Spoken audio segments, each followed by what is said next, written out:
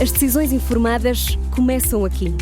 Apoie o jornalismo independente e garanta acesso aos artigos de opinião exclusiva. A verdade não tem preço, mas as notícias que dão forma aos seus hábitos de leitura, sim. Agora, com 20€ de desconto. Assine em observador.pt.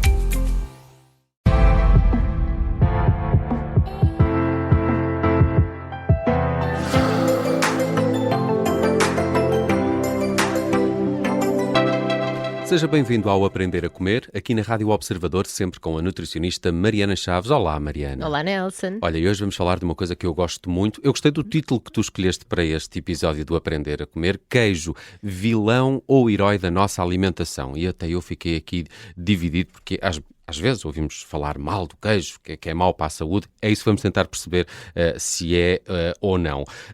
Eu adoro queijo, faço já aqui este disclaimer. Não me destruas este prazer alimentício, por favor. Não, eu estou contigo, também adoro queijo. Mas é verdade que o queijo vicia? Olha, a percepção é de que o queijo, pelo menos, tem muitos fãs que gostam de comer repetidamente, se pudermos dizer assim. Há um estudo na Universidade de Michigan, nos Estados Unidos, de 2015, em que foi muito interessante, em que agarraram-nos estudantes dessa universidade e foram tentar perceber por categorias, colocar alimentos, na verdade produtos alimentares, em categoria de mais viciante, viciante ou pouco viciante, e o queijo, claro, ficou no viciante. O queijo contém uma caseína, que é uma proteína, que na verdade quando é digerida liberta casomorfinas. Estes compostos podem ativar os receptores de prazer no cérebro. Portanto, há alguns estudos que sugerem que pode gerar... Acho que é daí que vem a expressão queijo é vida. É isso. Pode gerar essa sensação de recompensa, sabes? Um bocadinho... Satisfação, claro. Exatamente, um bocadinho como a batata frita e como um hambúrguer. Mas não há evidência científica sólida que nos diga que o queijo causa dependência química. Isso já é extrapolar completamente. O que pode acontecer é nós termos essa vontade de comer frequentemente. O queijo também é muitas vezes visto como um alimento proibido para quem quer ter uma alimentação saudável, ou porque dizem que é gordo, ou por causa do colesterol, montes de problemas que estão aqui associados, ou mitos. É mesmo assim? São mitos ou não? Olha, eu acho que, de facto, durante muito tempo o queijo foi demonizado por ser... Pois foi. Tal grande carga de gordura e de sal. E a verdade é que existe um limite máximo considerado saudável pela Organização Mundial de Saúde para a gordura saturada e para o sal. E, portanto, dizer que não podemos consumir queijo em geral, eu acho que estamos a extrapolar demasiado. Existe uma variedade imensa de queijos com diferentes quantidades de gordura, e isso eu acho que temos que falar hoje também. Agora, claro que numa alimentação saudável nós não podemos estar a comparar o consumo de queijo com o consumo de salada, por exemplo, não é? Claro. Agora, a quantidade também é muito importante aqui, quer se esteja a falar de risco pela questão do colesterol elevado ou não, que é, se nós juntarmos 2 dedos, o indicador e o dedo médio, esse é o volume de queijo que nós podemos comer por dia. Ok. Portanto, esta questão radical de, as pessoas gostam de dizer, não se pode comer o alimento X, não se pode comer queijo. Não, calma, nós temos é que aprender a comer queijo. 2 dedos. Isso bem espalmado é uma fatia, não é? Isso é 30 gramas, mais ou menos, porque é o volume dos dedos, sabes? Uma fatia de queijo flamengo tem cerca de 15, entre 12 a 15. Dá para comer 2. Dá para comer 2, pronto, é um bocadinho por aí. Há estudos recentes que sugerem que o queijo, apesar de conter a gordura saturada, porque muita ou pouca a gordura que lá está é saturada, não parece aumentar significativamente o risco cardiovascular. Isto é que é importante de atualização de nós percebemos. Algumas investigações têm até indicado que produtos lácteos fermentados, que é diferente, porque nem todos os queijos os são, quer dizer, fermentados são, mas maturados nem todos, e eu vou depois explicar isto. Por exemplo, o queijo brie, camembert, chèvre, podem ter até um efeito protetor em alguns compostos bioativos que têm.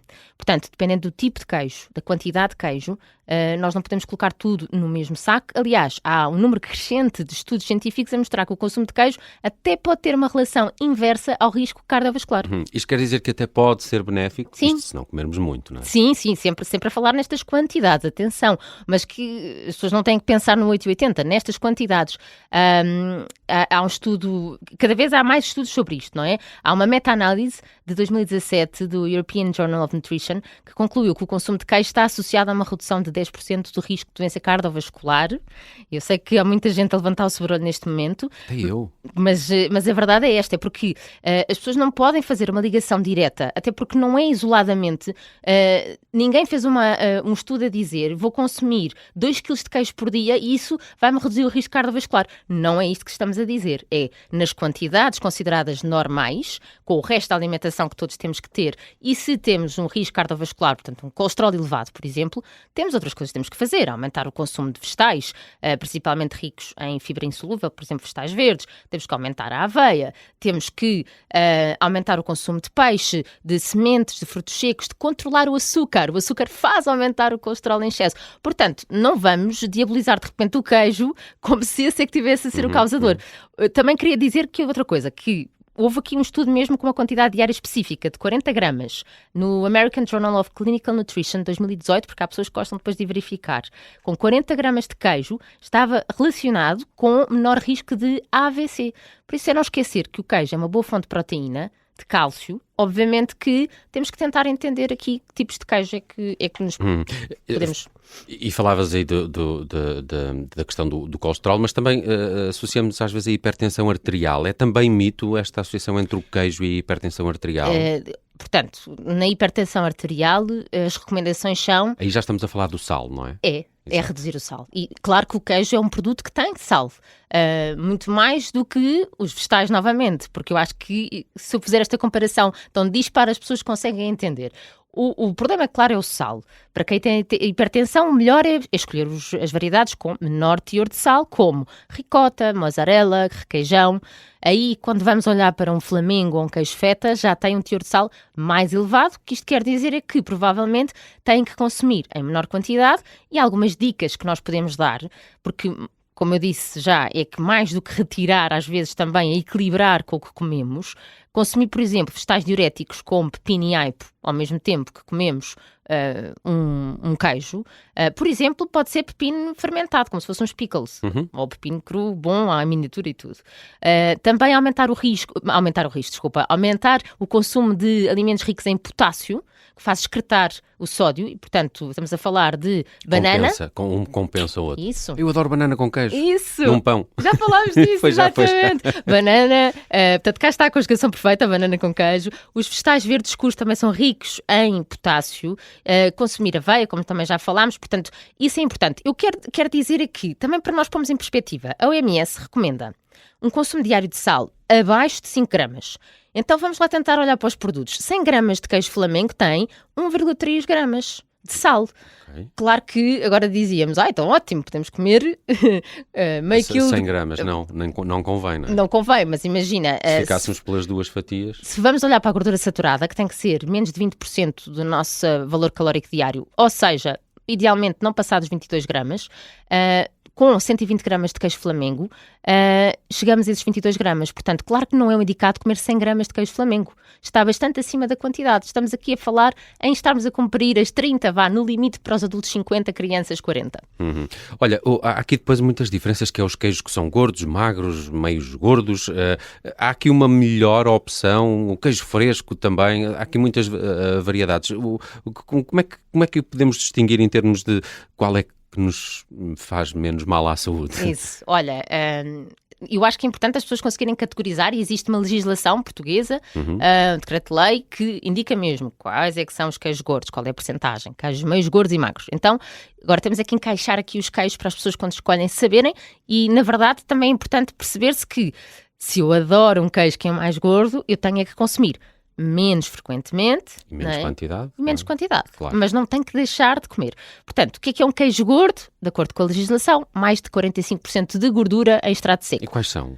Olha, é assim, eu vou-te dizer vários, mas deixa-me dizer uma coisa. Eu acho esta classificação que perde aqui um bocadinho. Porquê? Porque tu ainda tens uns que são acima de 60. Então estás a pôr todos no mesmo pacote. Ok. Os acima de 60, mas não está na legislação. Está na legislação acima de 45. Mas, então, acima de 60% é o queijo da ilha.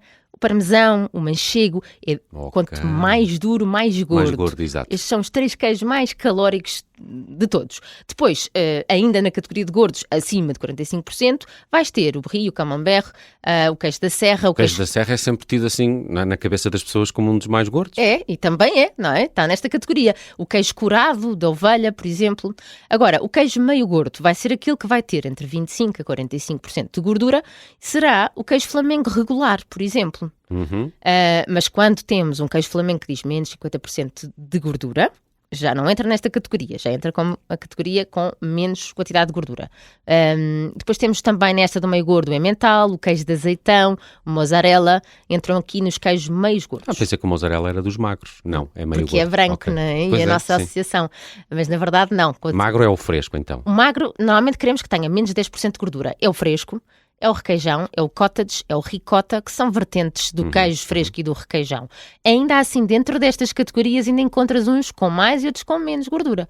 Então, claro que a recomendação é, principalmente nesta recomendação de baixar o consumo de gordura saturada, será tentar concentrar os queijos naqueles que são mais magros no nosso consumo diário, se possível, e quando eles são muito magros às vezes temos que juntar temperos, e isso é uma mais-valia, orégãos, tomilho, conseguimos antioxidantes, e no consumo de queijos meios gordos deve ser a quantidade sempre controlada e os gordos devem ser esporádicos.